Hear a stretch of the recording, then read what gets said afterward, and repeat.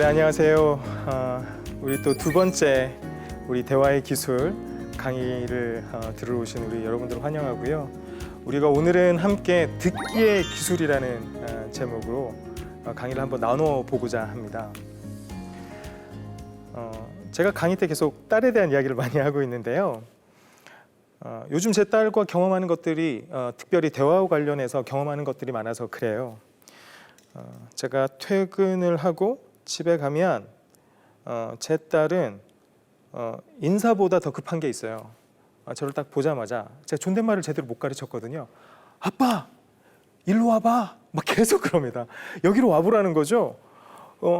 늘 그 대화의 시작이 똑같아요. 이리 와봐. 그럼 제가 갑니다. 그러면 하루 동안 만들어 놓은 본인의 장난감, 그리고 뭐 수집한 여러 가지 친구들이 가져다 준 선물들, 막 이런 것들을 저에게 보여줘요. 이건 누가 줬고, 이 장난감은 내가 어떻게 엄마랑 만든 거고, 그리고 이 만든 이 장난감이 강아지 있잖아. 얘 지금 기분이 어떤 것 같아? 기분이 지금 엄청 좋은 상태야. 막 이렇게 이야기를 하다가 갑자기 주제가 옮겨가요. 아빠, 그런데 있잖아. 우리 쇼핑몰에 가서 솜사탕 사면 안 될까? 이렇게 이야기를 합니다. 제 딸이 가장 많이 하는 말 중에 하나가 뭐 하면 안 될까? 막 이런 거거든요. 그래서 솜사탕을 자기가 먹어야 되는 이유에 대해서 막 장황하게 설명을 합니다. 뭐 친구도 먹었고, 그리고 그 전에 먹었던 그 토끼 솜사탕이 너무너무 그립고, 그래서 막 저한테 설명을 해요. 그러다가 갑자기 체리 모양의 그 원피스가 너무 좋은데 아빠, 사과 모양의 원피스도 사면 어떨까? 또 이렇게 막 물어봅니다. 그렇게 계속 대화가 이어져요. 이 산발적인 대화가 이어집니다. 근데 제가 집에 들어가면 뭐 결정해야 될 것들도 있잖아요. 아내와 함께. 그러면 이제 제가 아내와 대화를 해야 되잖아요. 요즘 제가 아내와 지금 고민을 이야기하고 있는 것 중에 하나가 아이를 태권도장에 계속 보낼 것인가 말 것인가 이거든요.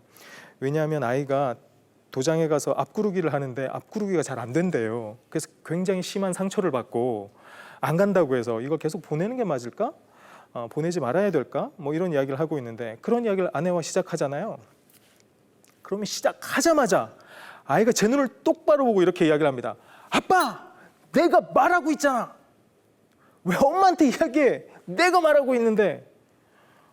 너무 어린아이 같죠? 예, 그렇습니다. 5살이거든요. 어린아이거든요. 자기 말을 들어달라는 거예요. 지금 내가 이야기가 끝나지 않았는데 왜 엄마랑 이야기하느냐 이거죠. 누군가가 내 이야기를 들어줬으면 하는 욕구가 제 딸에게는 여기까지 차 있는 거죠. 그렇죠? 근데 그런 어린아이 같은 모습이 우리에게도 있습니다. 그렇지 않아요? 내가 어떤 이야기를 하건, 내가 매우 사소한 이야기를 하건, 내가 농담 같은 이야기를 하건, 혹은 심각한 이야기를 하건, 내가 어떤 이야기를 하건 좀 내 이야기를 들어줬으면, 내 이야기 하나하나도 놓치지 않고 내 눈을 끝까지 쳐다보면서 좀 내 이야기를 들어줬으면 하는 마음이, 그 어린아이 같은 마음이 여러분 우리에게 있습니다. 여러분에게 있지 않아요? 누군가가 내 이야기를 건성으로 듣거나 들으려 하지 않을 때 우리는 굉장히 큰 상처를 받잖아요. 그렇죠? 그런 어린아이 같은 우리의 욕구는 정말 잘 채워져야 되는 거예요. 그래야 우리 안에 그 어린아이 같은 모습이 막 소리를 지르지 않아요. 왜 우리 안에 그런 욕구가 있을까요? 그건 모든 사람이 이야기를 쓰는 존재이기 때문에, 자신의 이야기를 들어줬으면 하는 욕구가 있기 때문에 그렇습니다. 제가 저희 연구원에 오는 분들을 상담하기도 하고 또한 심리 코칭하는 일을 하고 있는데요. 그분들에게 제가 이렇게 물을 때가 있어요. 선생님은 어떤 분이에요? 선생님 어떤 삶을 사셨어요? 그러면 공통적으로 어떤 사건들이 나와요. 자기가 굉장히 힘들었을 때, 경제적으로 힘들었을 때, 또 누군가와 헤어졌을 때, 그리고 뭐 좋은 회사에 합격했을 때, 그리고 어떤 대학에 떨어졌을 때 이런 사건들을 막 이야기를 해요. 그리고 그 이야기를 가만히 듣다 보면 거기에 인물들도 나와요.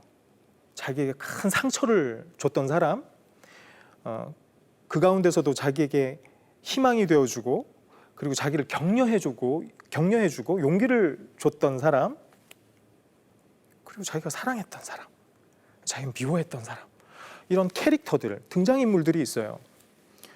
그리고 그 이야기에는 장르도 있어요. 장르. 어떤 사람은 호러 장르 같아. 너무 무서워, 이야기들이. 너무 끔찍한 일들을 경험했던 거예요. 그리고 너무 어떤 사람은 절망적이야. 이 비극이야. 늘 슬프고 힘들고 외로운 이야기를 쓰고 있는 거예요. 어떤 사람은 코미디예요, 코미디. 늘 웃기고 재미있는 일들만 많아. 장르도 있고 그 속에 등장인물도 있고 사건도 있어요. 이걸 뭐라고 하죠? 이걸 이야기라고 하죠. 인간의 삶은 그냥 이야기인 거예요.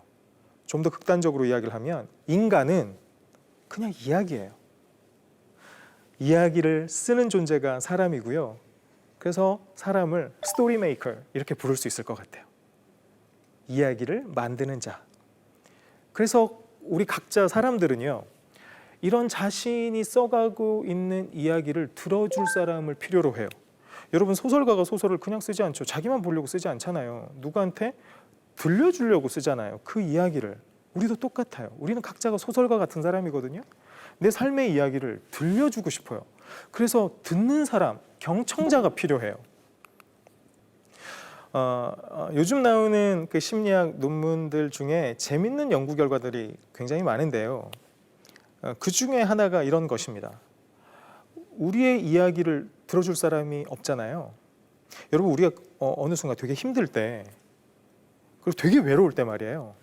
휴대전화기의 연락처를 한번 살펴볼 때가 있습니다. 쭉 막 수백 명의 연락처가 있어요. 그래서 쭉 살펴봐요. 근데 내 이야기를 들어줄 사람이 없어. 여러분, 그건 매우 절망적인 상태예요. 그렇죠? 우리가 위험에 처한 겁니다. 요즘 나오는 특별히 인지심리학 논문의 내용에 의하면 내 이야기를 들어줄 사람이 없을 때 여러분, 우리의 뇌가 망가져요. 우리의 인지체계가 망가져요. 기억력도 떨어지고요. 그리고 이해력도 부족해져요. 여러분, 우리 한번 살펴볼까요? 우리 한번 체크해 봅시다.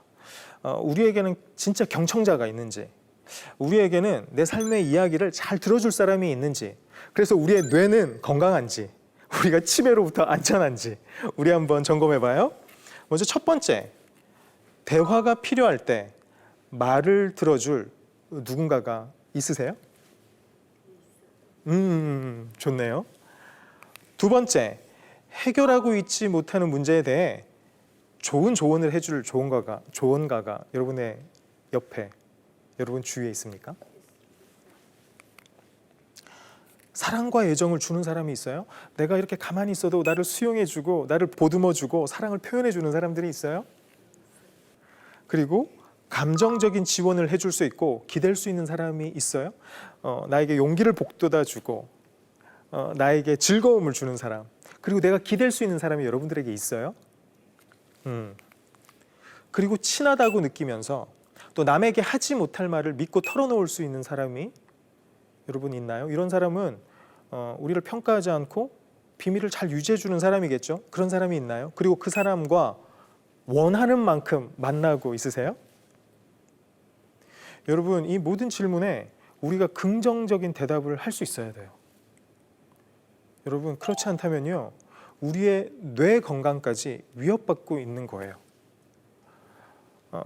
당연히 이런 경청자가 우리에게 없다면, 우리의 이야기를 잘 들어줄 사람이 없다면요, 우리의 관계 기술도 여러분 제대로 발휘될 수가 없어요. 우리가 골방에서 하나님 앞에 참 많은 걸 쏟아놓는데요, 하나님은 그걸 다 들어주시죠.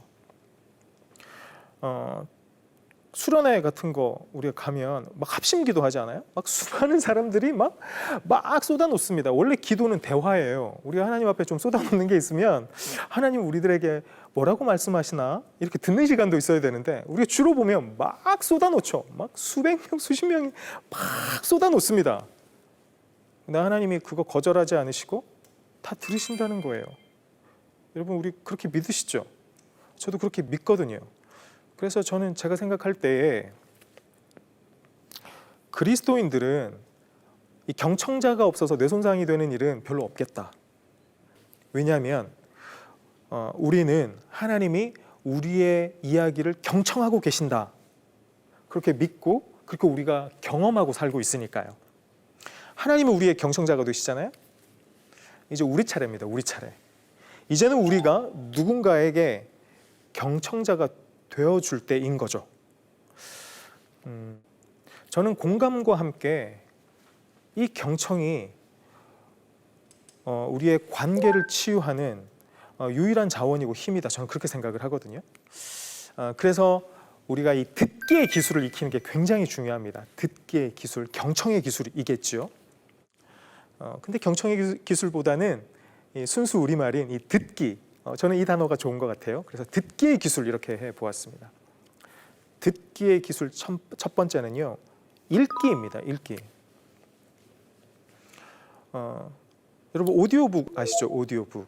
막 소설 같은 걸 우리가 오디오 파일로 들을 수 있잖아요. 근데 우리가 듣기만 하지 않아요.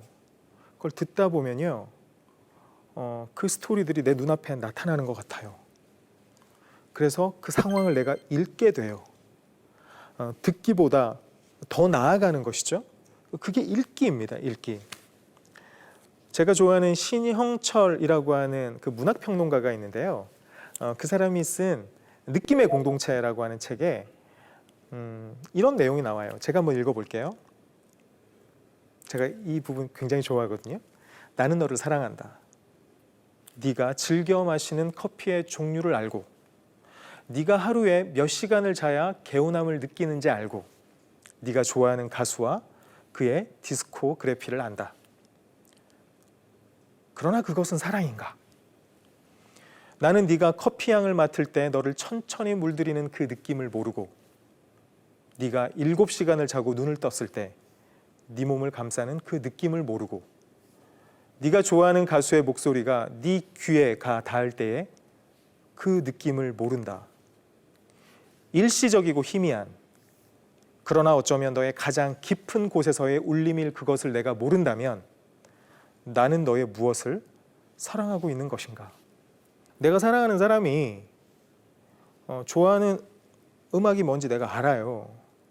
그리고 어떤 커피를 마시는지 알아요. 그리고 그 커피를 몇 시에 마시는지 내가 알아요. 그리고 어떤 옷을 잘 입는지도 알아요. 그 사람이 빨간색 옷을 입는 걸 좋아하는 걸 내가 알고 있어요. 그런데 그 빨간색 옷을 입을 때 그 사람의 기분과 감정과 정서가 어떤지 나는 읽지 못하고 있어요. 그 사람이 그 탄자니아 AA, 그 싱글 오리진의 커피를 마실 때에 그 사람의 기분이 어떤지, 그 사람의 정서가 어떤지 나는 읽지 못해요. 내가 그 사람의 감정을 읽지 못하는 거죠.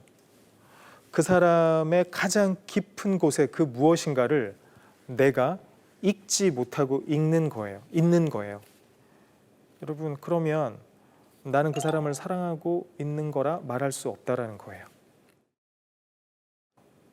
여러분, 지금 그 의자에 앉아 계시잖아요. 혹시 그 의자에 앉으실 때 이런 생각 하셨어요?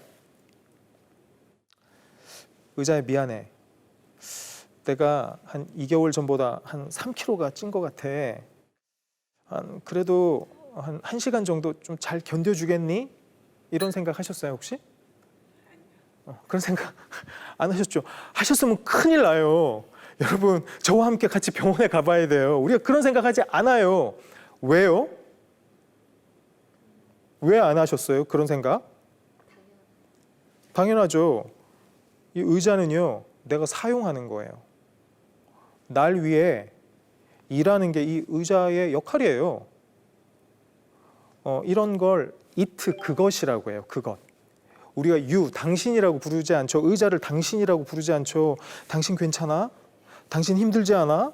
지금 내 엉덩이 무게 견디는 거 당신 너무 어렵지 않아? 이렇게 묻지 않는다는 거예요. 당신이라고 부르지 않아요. 그것이라고 하지. it라고 하지. 여러분, 우리가 이렇게 이트로 여기는 대상을 읽지 않아요. 그것의 마음을 읽지 않고요. 그것의 감정을 읽지 않아요. 예전에 저희 어머니가 디스크 때문에 되게 고생한 적이 있으세요? 걸음을 잘 걷지 못하시는 거예요. 그래서 그 마사지로 고친다는 업소를 다니셨는데 그래서 더 망가지셨어요. 그래서 제가 막 이렇게 전문 병원을 수소문했거든요. 디스크를 잘 고치는 전문 병원. 거기를 알게 됐어요. 그래서 거기서 오랫동안 이렇게 검사를 받고 이제 의사를 만나게 된 거죠. 근데 검사를 하는 동안에도 그분들이 왜 이제 오셨어요? 왜 이제 오셨어요? 그런 말씀을 하시니까 저희 어머니 되게 걱정이 되신 거예요. 그리고 그 의사 선생님의 입만 보고 있었겠죠. 도대체 뭐라고 말씀하실까? 그래서 입만 딱 보고 있었어요. 저는 처음에 그분이 혹시 무슨 그 컴퓨터로 무슨 게임을 하시나 싶었어요. 뭘 자꾸 이렇게 막 쳐요. 그러더니 저도 쳐다보지 않으시고 저희 어머니도 쳐다보지 않으시고 그냥 모니터만 쳐다보시고 이렇게 말씀하셨어요. 척추가 너덜너덜하네. 수술하지 뭐. 여러분, 저는 진짜 제가 사랑하는 의사 선생님들이 계세요. 제가 정말 존경하는 의사 선생님들이 계시거든요. 이 세상에는 정말 하나님의 손과 발이 되어서 일하는 참 많은 좋으신 의사 선생님들이 있으세요. 그런데 그때 경험했던 그 의사 선생님은 그렇지 않았어요. 왜요? 그냥 그 의사 선생님 앞에 있는 그 사람이 그냥 이트인 거예요. 그것인 거예요. 그냥 내 월급을 가져다주는 한 대상인 거죠. 그렇게 생각을 하면요, 내가 이 말을 할 때 저 사람이 어떤 감정일지, 내가 이 말을 할 때 저 사람의 표정이 어떨지 그걸 읽지를 않아요. 이트로 생각하면요. 여러분, 그런 관계에서는 어떤 치유나 어떤 관계의 회복도 일어나지 않아요. 그냥 그 사람은 나를 위해서 존재하는 거예요. 내가 필요할 때 쓸 수 있는 사람인 거예요. 여러분, 그런 관계에서는 치유와 회복이 일어나지 않아요? 나와 너와의 관계 속에서만 치유와 회복이 일어나요. 여러분들 혹시 결혼하셨나요? 네, 혹시 결혼하셨나요? 혹시 내가 머리를 하고 왔는데 그 남편이 못 알아본 적 있으세요? 있어요? 그때 기분이 어떠셨어요? 아주 나쁘죠. 그때 뭐 하셨어요, 머리? 그게 펌도 하고 막 이렇게 하셨다는 거죠. 여러분, 이런 생각을 한번 해볼게요. 그 되게 섭섭한 일인데 제 아내가 컷도 하고 펌도 하고 염색도 했어요. 그리고 집에 딱 와서 저를 보고 이렇게 묻는 거죠. 여보, 나 뭐 좀 변한 거 없어? 제가 그렇게 이야기를 하자마자 제가 이렇게 대답을 하는 겁니다. 그치. 당신은 그렇게 셔츠가 잘 어울려. 제가 이렇게 이야기를 하면요, 제 아내는 무슨 생각을 하는 걸까요? 저 사람은 나를 보고 있지 않다. 첫 번째, 나를 관찰하고 있지 않은 거잖아요. 나를 읽고 있지 않은 거잖아요. 내 변화를 읽고 있지 않은 거잖아요.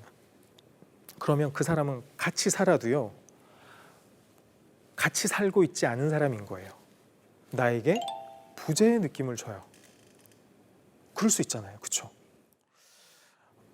우리가 누군가를 진정으로 유로 생각한다면, 너로 생각한다면 우리가 평소에 어떤 습관을 들여야 되냐면요, 작은 변화를 보고 알아차리는 거예요. 집사님, 원래 그런 동그란 안경은 안 쓰신 것 같은데 내가 당신을 읽고 있다는 거예요. 어떤 동생에게 가서 이야기하는 거죠. 너 요즘 왜 이렇게 살이 빠져 보여? 내가 너를 보고 있다는 거예요. 어제는 너 되게 우울해 보였는데 오늘 기분이 훨씬 나아 보이는데 내가 너를 읽고 있다는 거죠. 여러분, 이게 경청의 되게 중요한 시작이에요. 내가 너를 보고 있다는 사인을 주는 건 서로 간의 대화를 할 때 경청의 시작으로서 되게 중요한 부분이에요. 여러분도 한번 해보세요. 여러분의 관계가 변하기 시작할 거예요. 여러분 주위에 있는 사람들을 하루에 한 번씩 읽어주세요. 변화를 알아차리는 거예요. 외모도 괜찮아요. 그 사람의 감정, 기분도 괜찮아요. 그 사람의 상황도 괜찮아요. 그 사람의 변화를 가만히 알아차렸다가 읽어주는 거예요. 그러면 우리의 관계가 점점 치유적 관계로 변화하기 시작한다는 걸 여러분들 확인할 수 있을 거예요. 듣기의 기술 두 번째는요, 터치예요. 터치. 우리가 일반적으로 스킨십이라고 말하는 거예요. 터치예요. 제가 대학에 갈 때쯤 아버지의 사업이 좀 많이 어려워지셨어요. 그래서 제가 서울에서 공부를 하고 있다가 제 집이 고향이 부산이거든요. 부산으로 내려가서 일을 해야 됐어요. 내려가서 제 첫 직장을 얻게 되었는데요. 그게 중학교 교사였어요. 중학교 교사. 1년 동안의 계약을 하고 제가 이제 그 학교에서 가르치기로 한 거예요. 정말 열심히 가르쳤어요. 그때 제 나이가 27 아마 그랬었던 것 같은데요. 도덕이라는 과목을 가르쳤거든요. 여러분들 중학교 때 그 도덕 과목 재밌으셨어요? 이렇게 사는 것이 착하게 사는 것이다. 이런 사람이 바른 삶이다. 여러분, 그렇게 좋은 말 오래 듣는 건 되게 쉬운 일이 아니에요. 아이들이 별로 제 과목을 좋아하지 않았어요. 그러니까 제가 어떻게 하면 이 아이들을 위해서 잘 가르칠 수 있을까 고민하면서 이런저런 시도들을 되게 많이 했어요. 아이들에게 기억에 남는 선생님이 되고 싶었거든요. 그렇게 열심히 일을 해서 그랬는지, 그리고 그때 제 건강이 좀 나빠서 그랬는지 어느 날 딱 이렇게 왼편에만 마비 증세가 오는 거예요. 우리가 보통 그렇게 마비 증세가 오면 어디를 의심하죠? 뇌를 의심하죠. 그래서 근처에 있는 그런 신경외과, 제가 그런 데를 찾아간 것 같아요. 그래서 이렇게 CT를 찍었는데 그냥 다짜고짜 그 의사 선생님이 한 2가지 종류의 뇌종양이 의심이 된다. 근데 그건 확실한 건 아직 아니다. MRI를 찍어야 되겠다. 그러니 그 보호자를 데려오시라 이렇게 말씀하신 거예요. 그 말을 듣는데 제가 너무 괴로운 거예요. 혹시나 뇌종양이면 어쩌지? 지금은 뇌종양도 다양한 기술로 고칠 수 있는 방법들이 되게 많아요. 약물도 있고. 근데 그때만 해도 뇌종양 이렇게 단어가 너무 무섭잖아요. 그래서 막 두려움에 떨고 있었어요. 그리고 집에 가서 이제 어머니한테 말씀을 드리게 된 거예요. 이제 어머니를 모시고 MRI를 보호자를 데려오라고 했으니까 MRI를 찍으러 가야겠다. 이런 생각을 제가 한 거죠. 저희 어머니는 어떤 분이냐면 웬만해서는 하나님을 욕하는 분이 아니에요.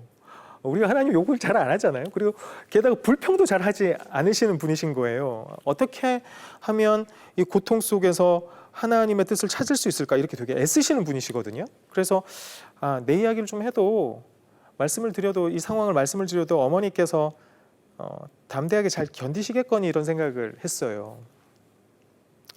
그래서 어머니한테 어머니 확진된 거는 아니고요. 정확하게 진단이 된 거는 아닌데 혹시나 뇌종양일 수도 있대요. 그러니 어머니 같이 가셔야겠어요. 보호자가 필요하다고 하네요. MRI를 찍어야 된대요. 제가 이렇게 말씀을 드렸어요.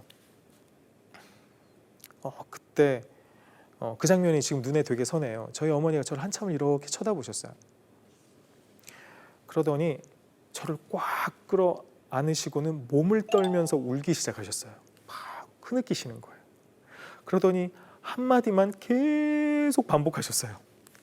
다른 것은 다 참아도 이것만은 못 참습니다. 하나님, 다른 것 다 참아도 이것만은 못 참습니다. 하고 온몸을 떠시는 거예요. 여러분, 그때 갑자기 제 마음속에 평안이 찾아왔어요. 왜일까요? 이 어머니께서 내 신음소리마저 들어주시는 것 같은 거예요.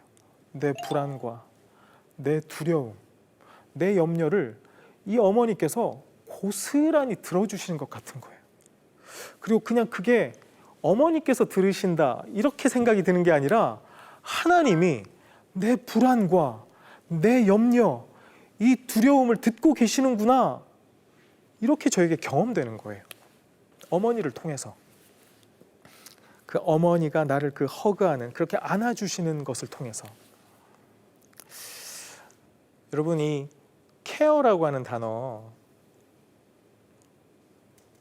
우리가 돌봄이라고 그렇게 해서 번역해서 있잖아요.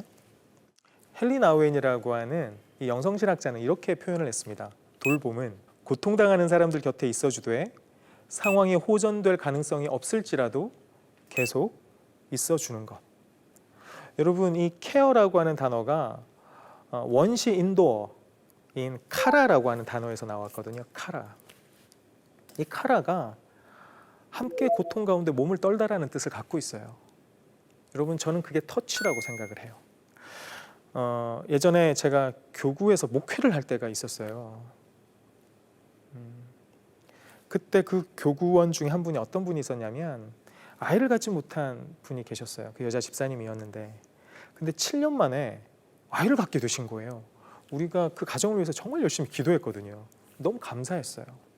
근데 그 아이가 돌이 될 쯤에 그 암 말기라는 사실을 알게 됐어요. 그 어머니가, 그 여자 집사님이. 그리고 1년 정도 투병을 하시다가 여러분 돌아가셨어요. 제 교구에 계셨던 분이셨거든요. 너무너무 마음이 아팠어요.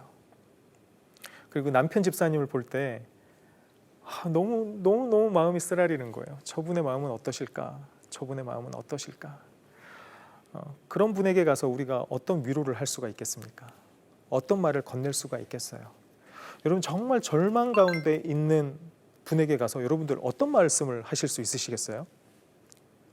그때는 차라리 이렇게 말씀하시는 게 정답이에요. 집사님, 제가 집사님을 위로하고 싶은데 제가 어떻게 말씀드려야 될지 모르겠습니다. 그러고는 그분을 안아주시면 돼요. 그냥 따뜻하게 그분의 손을 잡아주시면 돼요. 그 순간이 어떤 순간일까요? 그분의 신음소리를 듣는 순간이에요. 여러분 우리가 스킨십을 하잖아요. 우리가 이렇게 터치를 하잖아요. 그러면 뇌 속에서 옥시토신이라고 하는 호르몬이 분비가 돼요. 그 옥시토신이라고 하는 호르몬은 어떤 역할을 하냐면 내가 혼자가 아니구나. 저 사람이 내 편이구나. 이걸 느끼게 해요. 여러분 이 터치를 통해서 고통받는 사람이 내 신음소리가 저 사람에게 들려지고 있구나. 이걸 경험케 한다는 거예요. 그러니 여러분들 힘들고 어려운 사람들이 있다면 굳이 많은 말을 하려고 하지 마세요. 그냥 어깨를 두드려 주시고 손을 잡아 주시고 그리고 그분의 흐느끼는 어깨를 안아주세요. 여러분 그것이 경청의 매우 중요한 기술입니다. 그래서 돌봄은 고통받는 사람들과 함께 몸을 떠는 것이고 바로 그것이 그 터치의 거룩한 힘이고 기술인 것이죠. 여러분 꼭 기억하셨으면 좋겠습니다.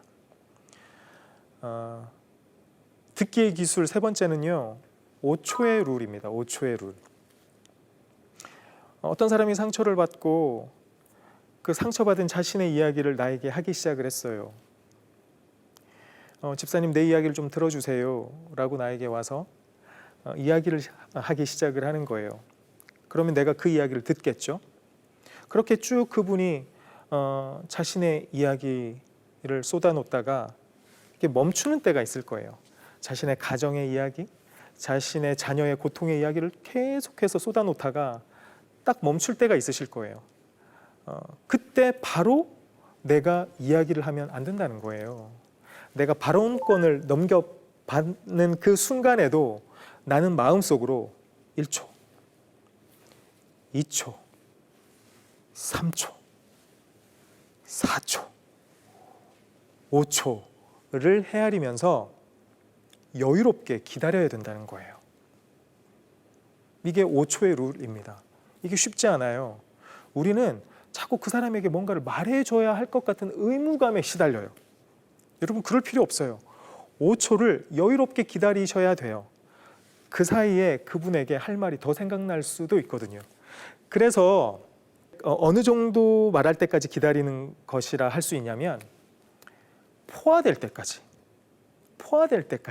말하도록 내버려 두는 거예요. 그 영혼에서 그 모든 말이 쏟아져 나올 때까지 내가 기다려 주는 거예요. 그래서 이 5초 룰은 굉장히 중요한 것입니다. 여러분 이야기를 할 때 이 5초 룰만 잘 지켜도 여러분들은 이런 평가를 받을 수 있어요. 와, 저 사람은 진짜 이야기를 잘 들어준다. 내가 저 사람에게는 내 모든 것을 이야기할 수 있겠다. 여러분 이런 평가를 받으실 수 있어요. 되게 단순한 룰이지만 이 룰을 한번 잘 지켜보셨으면 좋겠습니다. 이 5초룰과 함께 써야 하는 병행 기술이 있어요. 이 5초룰과 함께 써야 하는 병행 기술, 그것은요, 첫 번째, 미리 할 말을 준비하지 말고 몰입하는 거예요. 우리는 대화할 때 내가 이 문제의 이야기를 들었으니 내가 해답을 줘야지 라고 생각을 하고 계속 머릿속으로 그 해답을 구상해요. 여러분 그러시면 안 된다는 거예요.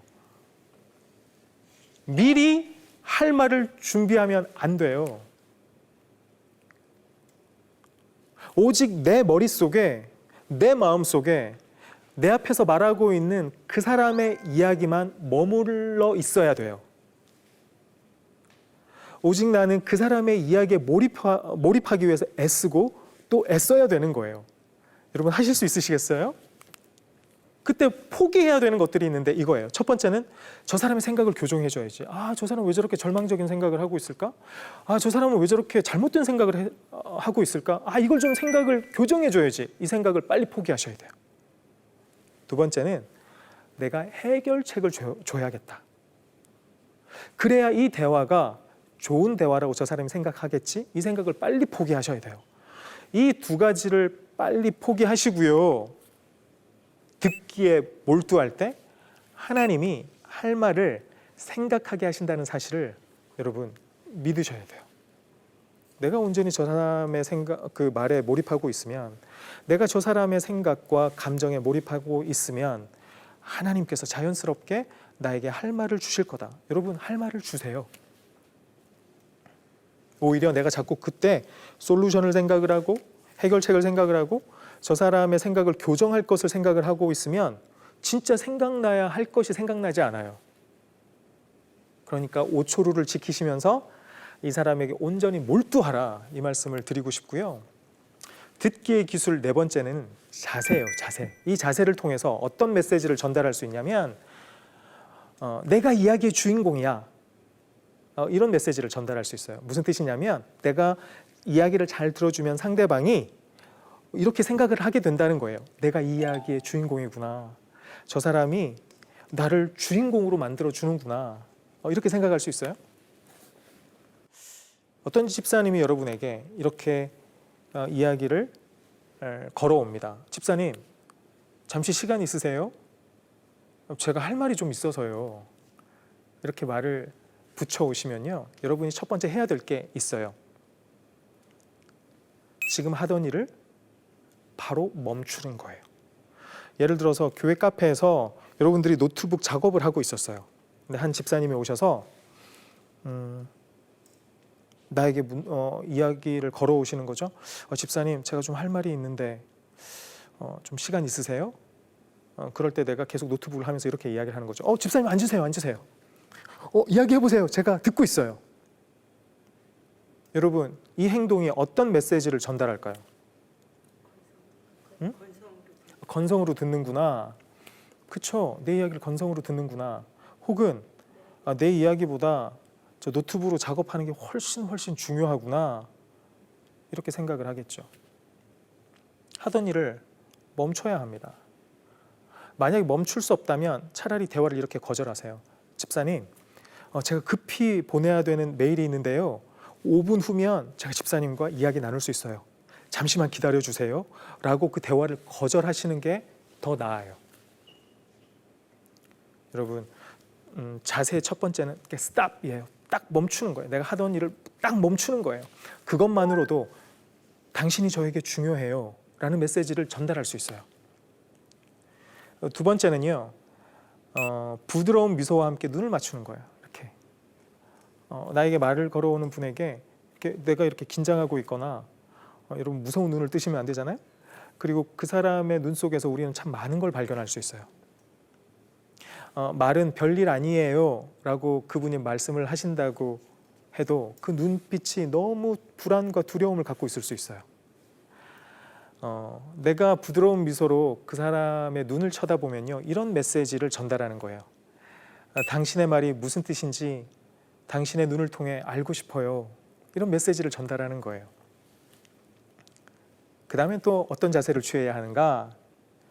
추임새와 함께 고개를 끄덕이는 거예요. 제가 이렇게 강의를 할 때 여러분들이 고개를 이렇게 끄덕여 주시고 이렇게 반응해 주시잖아요.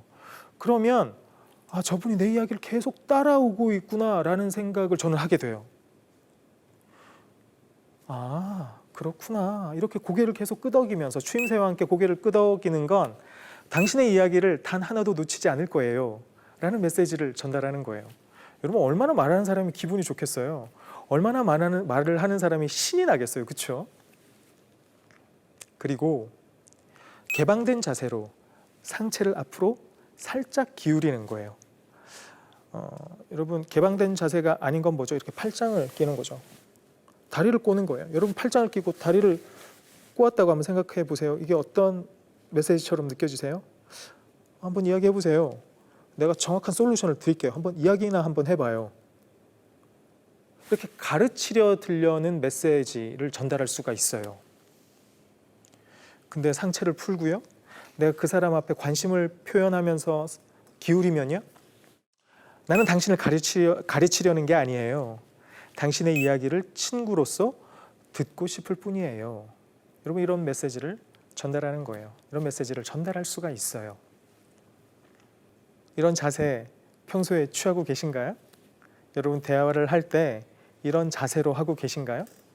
오늘부터 한번 연습을 잘 해보셨으면 좋겠어요. 분명히 상대방이 내 이야기가 이렇게 경청될 줄은 몰랐어. 아마 그런 경험을 하게 될 거예요. 프리다 프롬 라이만이라고 하는 정신의학자가 있는데요. 이분에 대해서 쓴 평전의 제목이 있어요. 저는 이 책을 읽어보지는 않았어요. 그런데 이 평전의 제목이 너무너무 좋은 거예요. To redeem one person. 한 사람을 구하는 것이 To redeem the world. 세계를 구하는 것이다. 이분이 정신의학자로서 한 것이 무엇이냐면 그냥 한 사람을 돌봐온 거죠. 근데 여러분, 저는 이렇게 생각을 해요. 우리가 누군가 한 사람의 신음소리를 잘 경청하는 것, 저는 우리가 세계를 경청하는 것이고, 예수 그리스도가 세계를 구하는 바로 그 사역에 우리가 동참하는 것이다. 저는 그렇게 생각을 합니다. 오늘 제가 경청과 관련해서 한 4가지 정도의 이야기를 여러분들과 함께 나누었는데요. 저는 이런 생각이 들어요. 제가 오늘 여러분들에게 드린 이 이야기가 어려운 이야기가 하나도 없죠. 근데 우리의 삶을 변화시키는 것은 매우 사소한 것, 매우 단순한 것을 반복하는 것에 있다. 저는 그렇게 생각을 합니다. 여러분들이 이 경청의 자세, 듣기의 기술을 잘 사용하셔서 누군가의 이야기를 잘 들을 수 있는 분들이 되셨으면 좋겠고요.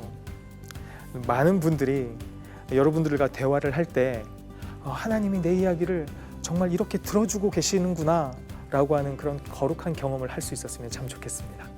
네, 오늘도 제 강의를 끝까지 경청해 주셔서 참 감사합니다.